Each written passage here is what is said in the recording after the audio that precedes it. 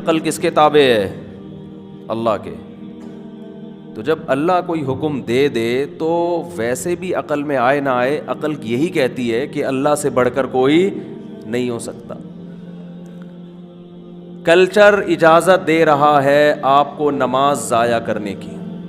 فجر کی نماز کتنے لوگ گول کر دیتے ہیں، ظہر کی کتنے لوگ گول کر دیتے ہیں. کیا عقل اس کی اجازت دیتی ہے؟ جس نے پیدا کیا، جس نے بنایا، جو صبح و شام کھلاتا ہے، جس کے احسانات کے سمندر میں ڈوبے ہوئے ہیں، کیسی غیرت کی بات ہے کہ وہ، میں تو کہتا ہوں کہ اللہ نے اگر قیامت کے دن صرف یہ پوچھ لیا نا کہ دنیا میں کوئی حکم میرا ایسا نہیں تھا جس پر میں بار بار یاد دہانی کراتا. یعنی نماز کی اہمیت اللہ کی نظر میں کتنی ہے، اس کو سمجھنے کے لیے اتنا کافی ہے عقل مند کے لیے. دیکھو جو عقل استعمال ہی نہیں کرے گا نا، اس کو تو اس کے تو جیسے کہتے ہیں نا بھینس کے آگے بین بجانا. لیکن جو عقل استعمال کرے گا تو آپ سوچو کہ جس کام کے لیے اللہ 5 ٹائم بلاتا ہو اور 1400 سال سے یہ کام ہوتا آ رہا ہو، 1400 سال ہو گئے. ہر نماز کے لیے اللہ نے اذان رکھی ہے، ہر نماز کے لیے کیا رکھی ہے؟ اذان.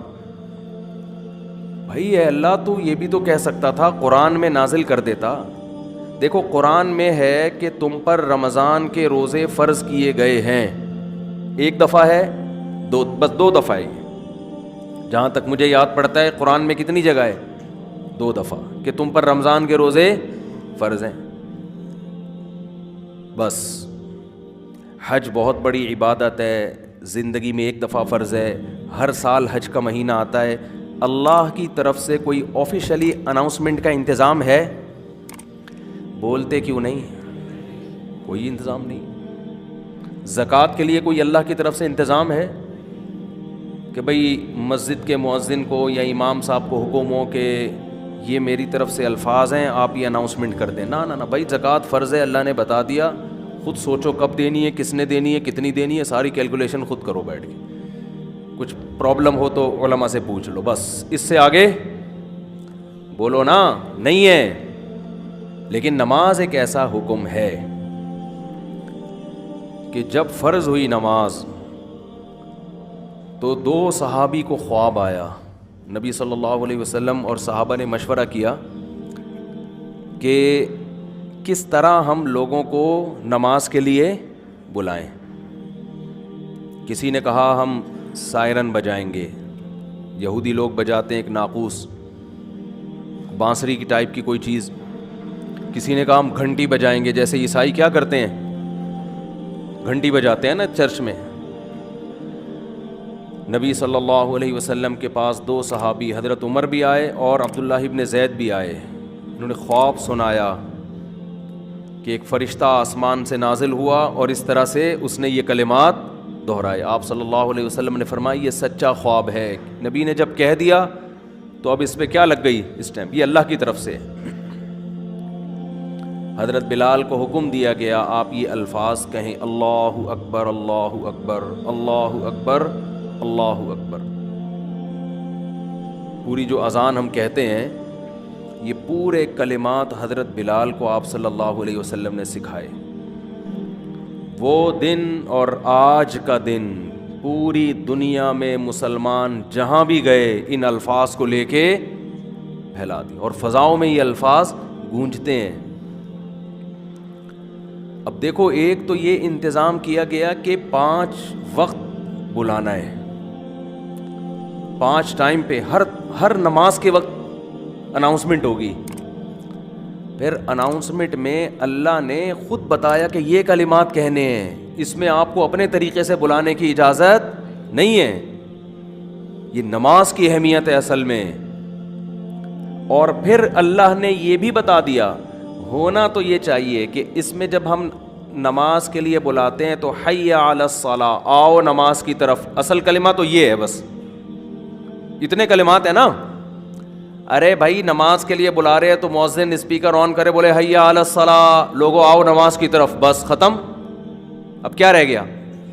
نا نا نا نا نا، اتنے سے جملے کو زبان سے نکالنے سے پہلے کتنی لمبی چوڑی تمہید ہے، کیونکہ اللہ کو پتا تھا یہ لوگ نہیں آئیں گے،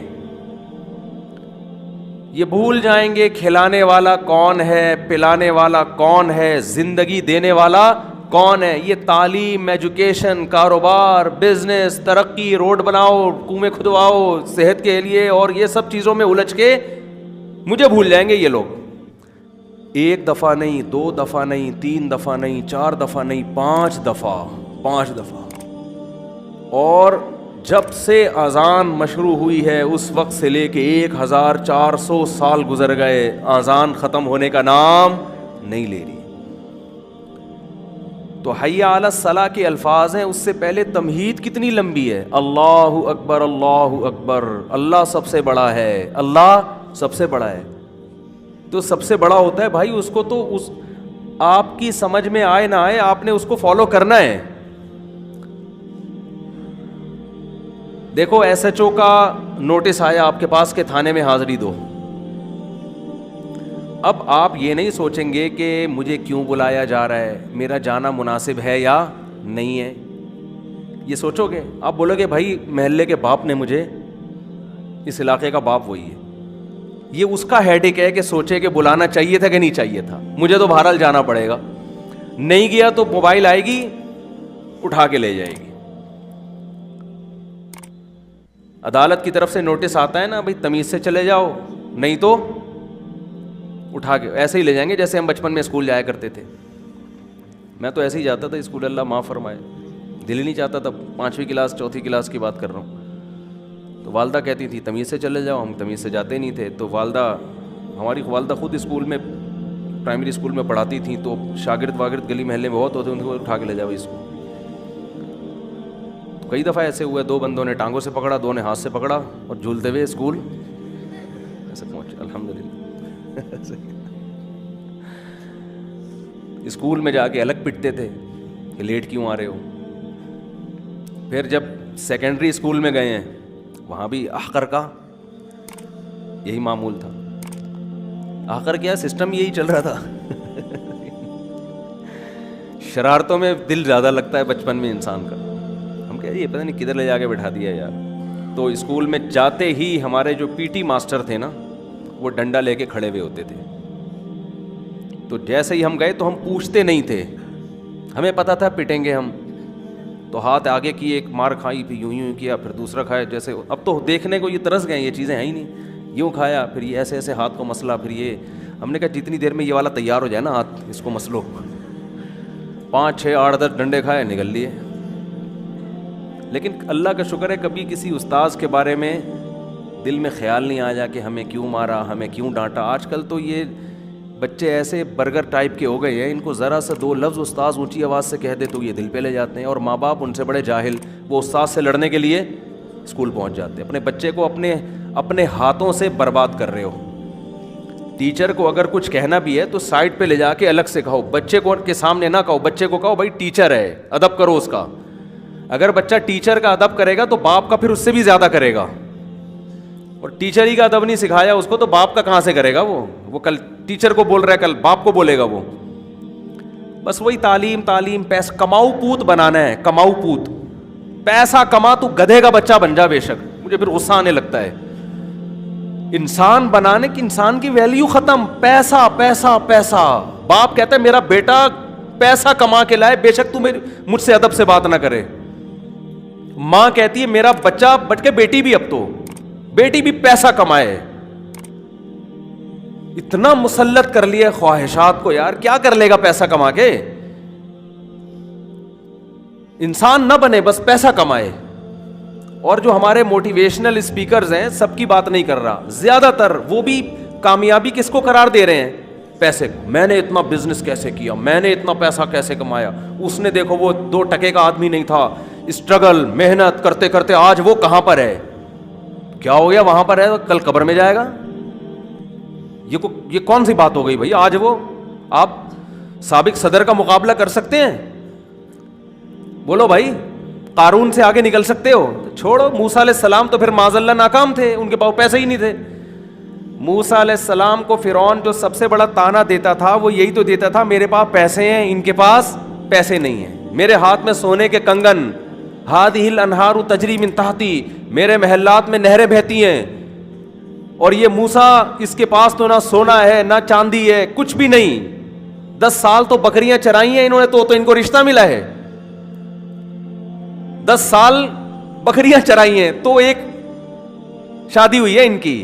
اتنے بھی پیسے نہیں ہیں کہ مہر دے دیں, بکریاں چرانے پر راضی. اور جو بکریاں چرا رہا ہو وہ کہاں سے بڑا آدمی ہو سکتا ہے؟ یہ تانے کس کی طرف سے تھے؟ لیکن آج ہمیں پتہ ہے کہ خدا کی نظر میں جو موسیٰ کلیم اللہ کا مقام تھا, فرعون اس کی خاک کو بھی نہیں پہنچا.